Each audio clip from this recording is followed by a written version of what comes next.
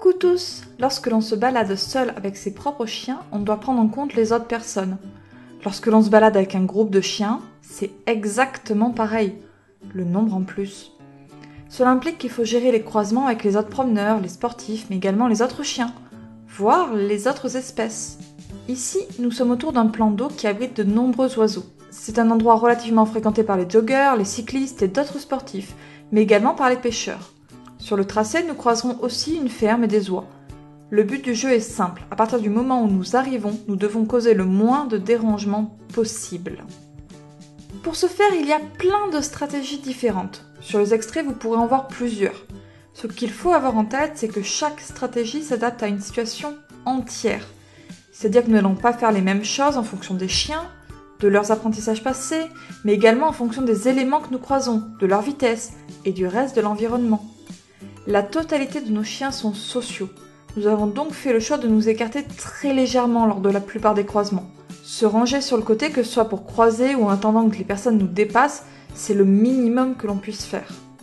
Il est important d'avoir conscience que beaucoup de personnes ont malheureusement subi des morsures ou ont eu de mauvaises expériences avec des chiens. Nos chiens sont très gentils. Le pire qu'ils pourraient faire, c'est de laisser des traces de pattes sur les vêtements dans un trop-plein d'amour. Néanmoins, les personnes peuvent avoir peur de tels comportements et mal réagir. Pour la sécurité de tous, il est donc intéressant de ne pas laisser son chien aller au contact. Notons qu'en balade collective, nous avons vite de nombreux chiens, ce qui peut être d'autant plus impressionnant. Avoir la concentration de son chien pourrait donc être vu comme étant le minimum, à moins que celui-ci soit vraiment loin des personnes. Se ranger pour permettre aux autres de passer tranquillement permet également d'éviter de mauvaises réactions. Idéalement, il serait correct que les cyclistes ralentissent et se déportent un peu à leur tour, que les joggeurs passent en marchant, et que les pratiquants de marche nordique portent leurs bâtons sur quelques mètres, car ils peuvent être très inquiétants pour les chiens. Il serait intéressant que les enfants descendent de trottinettes ou passent lentement. Les cavaliers sont invités à ralentir également l'allure pour passer au pas.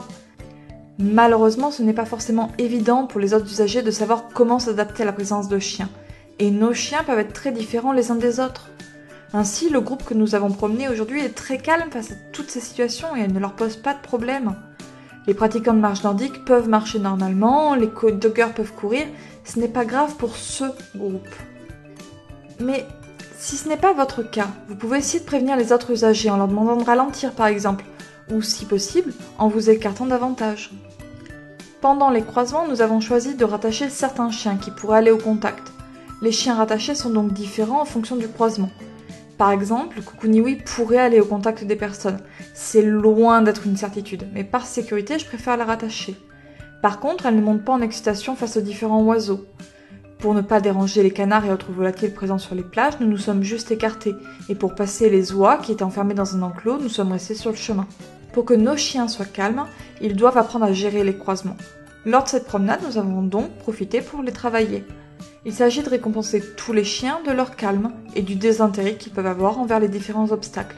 Attention, nous ne donnons pas les récompenses pour détourner l'attention, mais réellement pour féliciter le calme. Les chiens peuvent regarder ce qu'il se passe et recevoir la récompense. Nous avons aussi demandé à nos chiens de s'arrêter pour les croisements.